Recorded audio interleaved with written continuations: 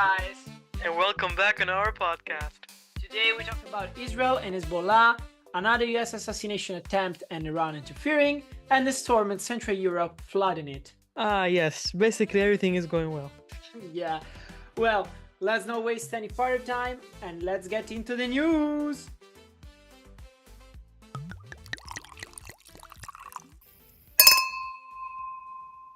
Let's start with Israel, its intelligence, its cyber forces, and them doing what Israel does best, which is to blow the shit out of its enemies.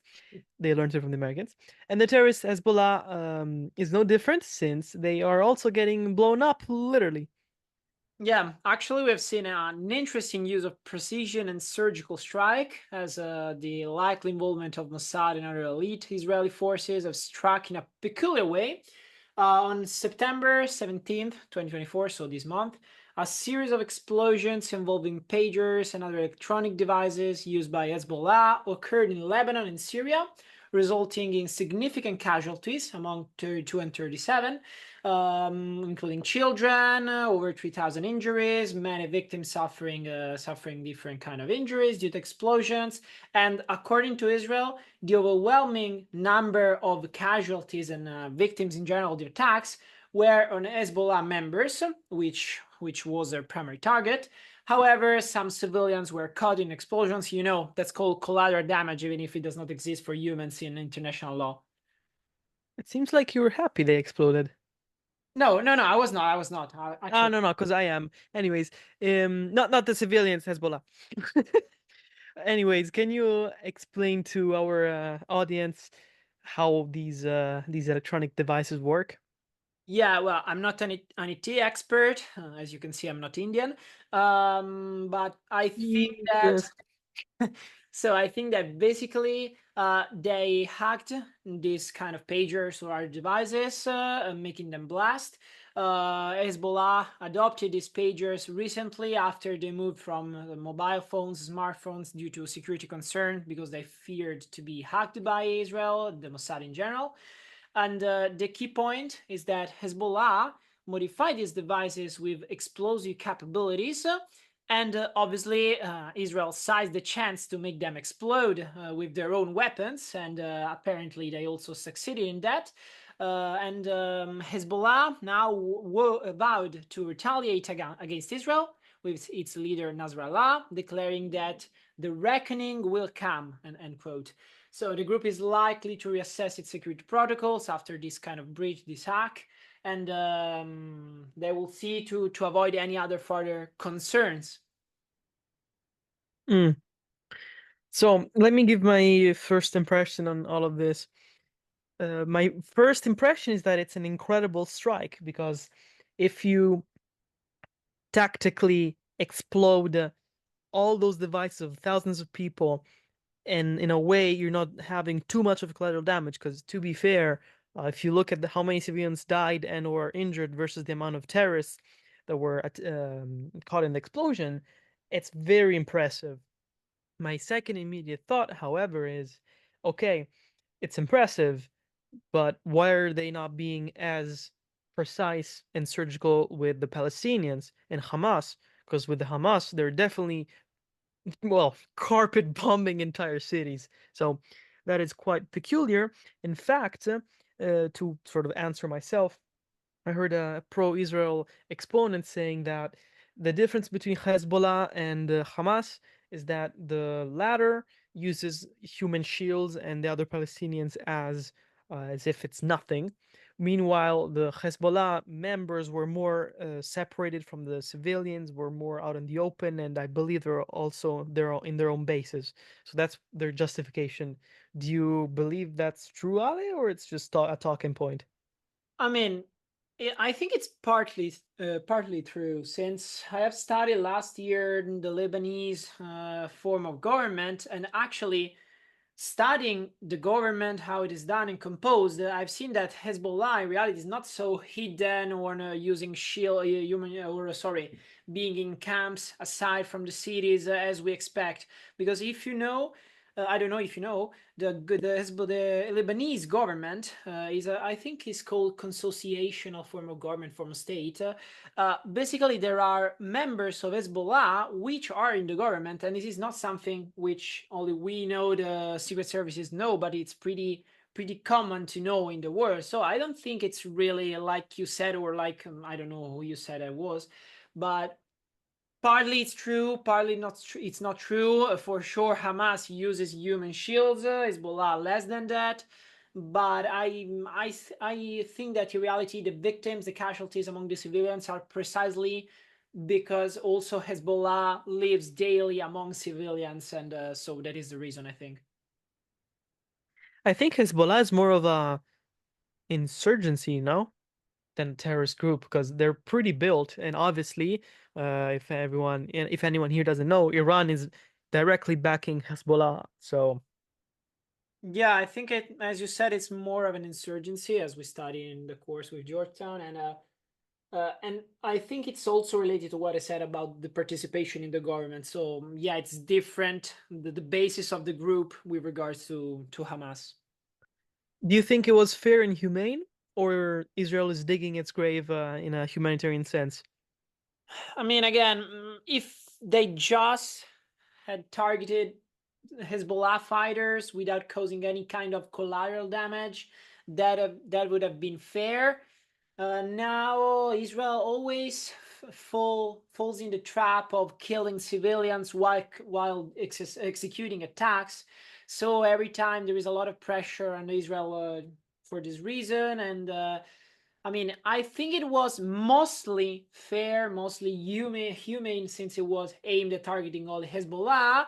But since they were not so surgical and precise to avoid any kind of collateral damage, I cannot define it as totally fair. Okay. I think it's fair in the sense that their primary target was to hit primarily, yeah, I repeated myself, I'm sorry, the Hezbollah members, so that's all fair and square, and it would be true simultaneously if it was the opposite. So if Hezbollah would do the same exact attack on the IDF, and it would catch in the meantime some Israeli people. With that said, is it humane? Of course not. We're talking about war, and no one in that side and no one in any war is being humane because they hate each other. That's the whole point of a war, to hate the other side and to win, to conquer it. So it's definitely uh, quite a case that Israel has to defend itself for humanitarian and any kind of crimes against humanity. I think that Israel right now is like without a leash, so to speak, because they want to attack everyone. It feels encircled. I think I'm not sure the U.S. is directly interfering in the intelligence and the way they attack. So probably the U.S. is involved somehow. They would never tell you as of now. But to attack another essentially country, right? Because we're talking about Iran here, at the same time that you're uh, fighting a war with Hamas, opening another front, I'm not so sure it's a great idea. Yeah, I totally agree with you. About the United States, we do not know if there is their backup for Israel. I think not that much, since in this period they are very occupied with the election. So I do not know if they have the actual time to help Israel in conducting such, like I'd say, minor strikes, minor operations. But I've heard once, the first victim of wars is truth. So we Yeah. never know because of that. And I think with that, we can move to the next topic, to the United States. Again, there has been a shit show. Harris apparently or supposedly won the debate according to the public opinion. Trump was again, there was another attempted assassination against Trump. It is the second in 8 weeks. And there is now this news in these days that Iran is trying to interfere with the elections, obviously in favor of Biden. We can now move to the second topic. Again, the United States, the American shit show. Harris apparently winning the debate, according to the public opinion. Trump, who has been, again, there has been another attempted assassination against him twice in 8 weeks. And now a new information we're obviously media received, Iran trying to interfere with the elections. Oh, so Trump got attempted assassinated again? Well, who would have thought that calling a political figure literally Hitler a threat to democracy would cause unstable crackheads to assassinate him? Yeah, right. Who would have thought? Well, I am not. You could not find me more in accordance. In fact, Ryan Wesley Ruth, the 50-year-old man who with a criminal history that includes multiple felony charges related to firearms, was the person who tried to once again kill Donald Trump. He had an AK-47, and this fine gentleman had great courage because I find out he stayed there for I think around 12 hours, definitely multiple hours at the golf club where Trump is known to go. This is in Florida, and he always goes there. So as a Secret Service agent, you'd think, perhaps we could send some agents to scout for any potential threats, but apparently that's too sophisticated for the Secret Service right now. Let me have a little background check on this guy, and then we can comment on him. So he initially supported Donald Trump, okay, during the 16 presidential election. Then he said no. He started not voting, sorry, supporting the Democrats. He also traveled to Ukraine in 2022 with intentions to join the fight against Russian forces, and he has been vocal about his support, about the commitment to Ukraine, and he really wanted to recruit anyone, even those who had no military experience. But and so in that sense, you could say he's pro-West, but then we'll go back to this point. Then he says he supported Bernie Sanders while also expressing interest in Republican figures. So I don't know how that works, such as Nikki Haley and Vivek Ramaswamy, who I love. I enjoy a lot Vivek Ramaswamy. Anyways, he expressed disappointment in Trump's leadership, but also directed some scorn towards Biden's administration. And I don't know what's going on with him. He's with Bernie, but he's with the Republicans, but he hates Trump. He is pro-Palestine, but he is pro-Ukraine, so he's pro the West, but not really. Yeah, my head hurts thinking about this guy, what he's doing, what he's done. So Any comment on him? I mean, I did not really follow what happened, so I don't know. I do not know much about that guy specifically. I've heard about the attempted assassination. I think again we come back to the topic we discussed the first time. We talked about the United States tribalism. Now the United States is in this situation. I think until we will have the election, they will not move on. And I think violence is never the way to react, to express your political opinion. So especially if you kind of support the Republican people, and Trump is a Republican. So I think this guy was just out of mind when he did that. He was totally crazy. Unfortunately, there's a lot of people out there who are crazy, and was just that, nothing more, not a movement or anything else. You know, I agree with you, but at the same time, I think I don't in terms of him being crazy. Because I saw one interview he gave when he was recruiting for Ukraine, and he seemed perfectly normal. He was capable of completing coherent sentences. He was capable of answering questions, and he was sort of focused. Yeah, he's a bit obsessive. He almost has an OCD for Ukraine, but for the most part, he looked like your average white male 50-year-old guy. And that's the problem here. Because if crazy people do crazy things, that's to be expected. But if normal people start doing crazy things, that's a whole other story. I just want to add that, essentially, I'm paraphrasing Jordan Peterson here, that we have to be careful and very wary of the like 1%, 5%, at best 10% of the population who is actual psychopaths and psychotic.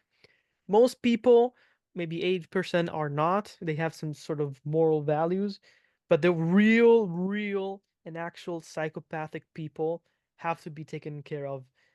with whatever means. And I think this guy, he's either a psychopath or he's terribly normal, and both are quite a challenging idea to have.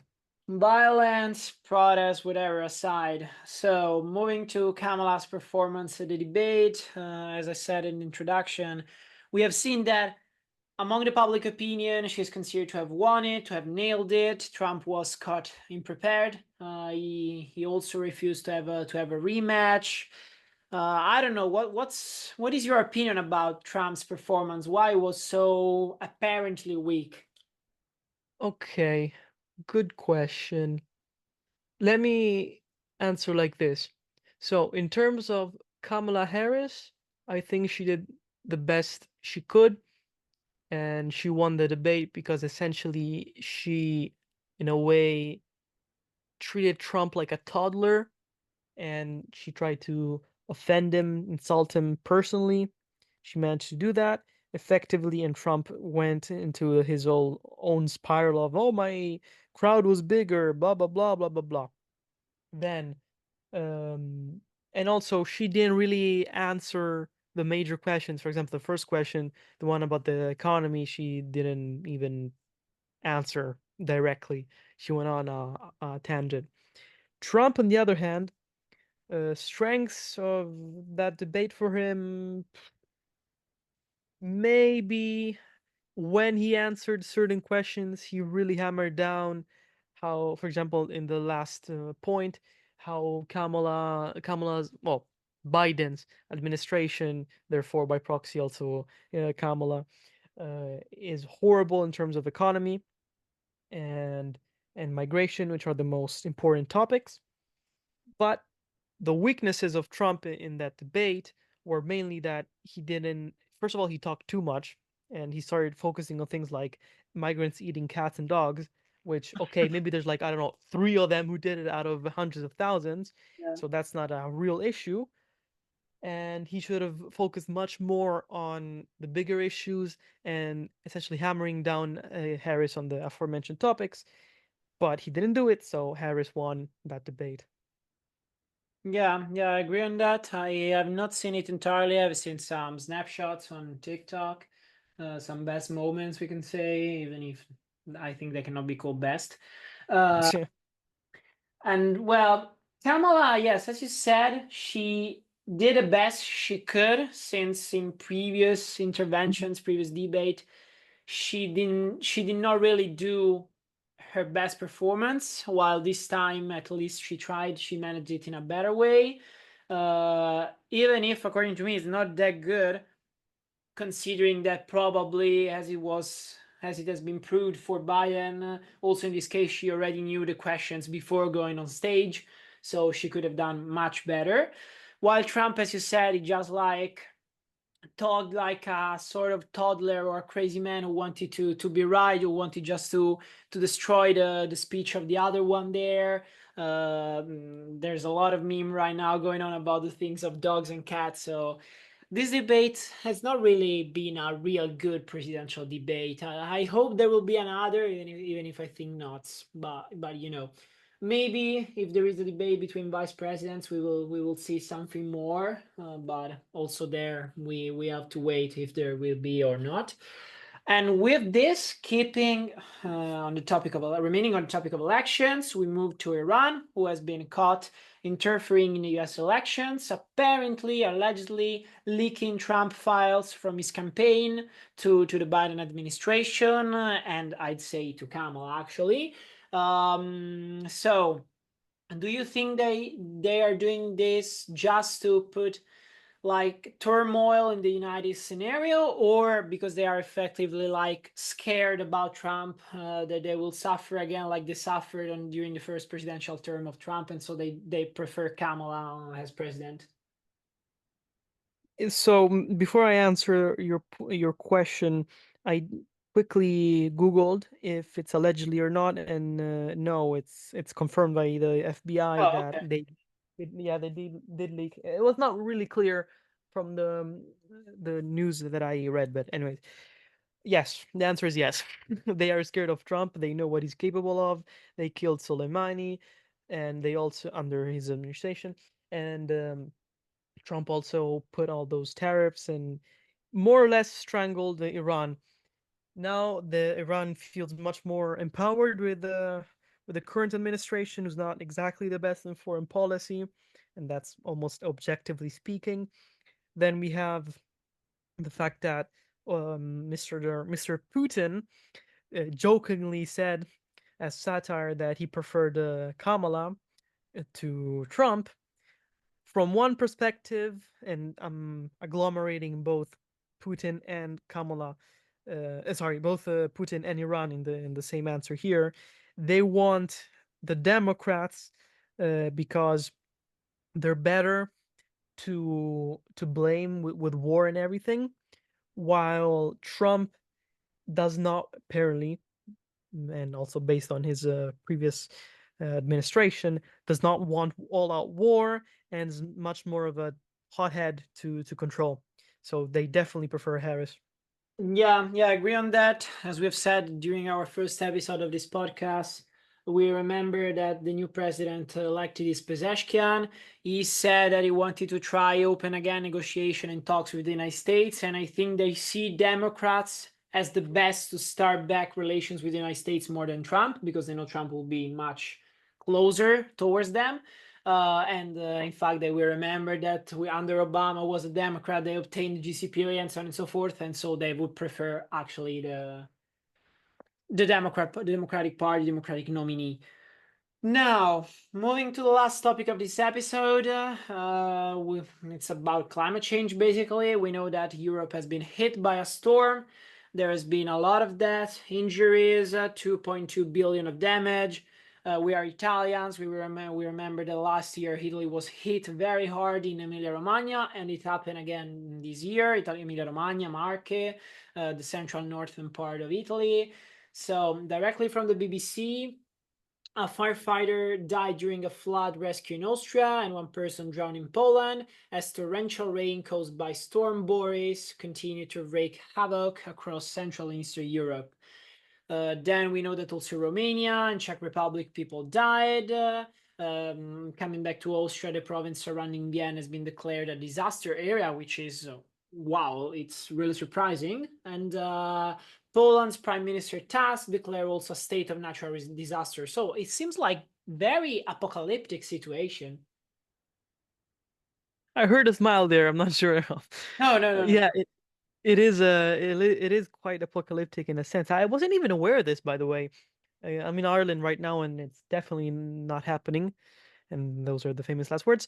So this flooding killed 4 Polish people, 3 Czechs, and 4 Austrians, some dead in Romania, Slovakia, and parts of Hungary. I gathered that more or less 24, 26 people died so far. And so it could have changed already by the time we upload this podcast. And it's moving towards Italy too. Yeah. Hundreds of thousands have been evacuated. Damage is very considerable. We've mentioned that $2.2 billion, including homes destroyed, bridges, roads, breached dams leading to further flooding. And I mean, this situation, it's so relatable to the climate change, which is happening in general. How the world is changing, temperatures rising. Now I'm in Belgium, I live in Brussels, and I expected a lot of cold here, and now it's 20 degrees and we are in mid-end September. It's not raining, it has been sunny all the week, and which is pretty peculiar for northern part of Europe. So I don't know, it seems to me like we can do something to better off the climate change situation, to prevent other stuff, but it seems like now the process is irreversible. We cannot do that much to stop what is already happening. So what do you think about it? I'll just give 2 thoughts very quickly and then we can wrap it up. So, since I'm someone who is skeptical for everything in general, I looked up if this was an actual effect of climate change, this storm here, and apparently yes. In fact, approximately climate change contributes to 20% of exacerbation of floods, and that is quite a lot. Then I also found out that it could be climate change as well as the Atlantic multi-decadal oscillation, so essentially natural processes, but that's a minimal extent. It's mostly climate change, I think, and we can dedicate a whole episode to that. But to be concise, I think we have to adapt to the new climate change, and we have to do our best to obviously prevent it. But prevent is almost too much of a word since we're already going towards a hotter climate. Yeah. I don't know if there are things we could do in this case, like for torrential rain in general, because I know in the opposite case there are activities already in progress. For example, in the United Arab Emirates, when they need rain, they have planes who can gather up clouds to make start raining. I don't know if it is possible the opposite, to drift apart clouds from themselves to avoid rain or not, but for sure we have to do what we could in this already apocalyptic situation. As always, every time we share the news and comment on how everything is going so well and positive, it makes me so joyful, man.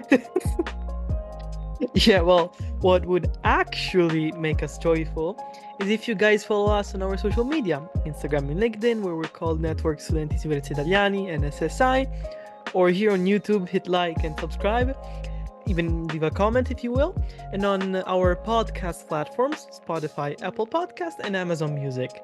And with that said, see you next time!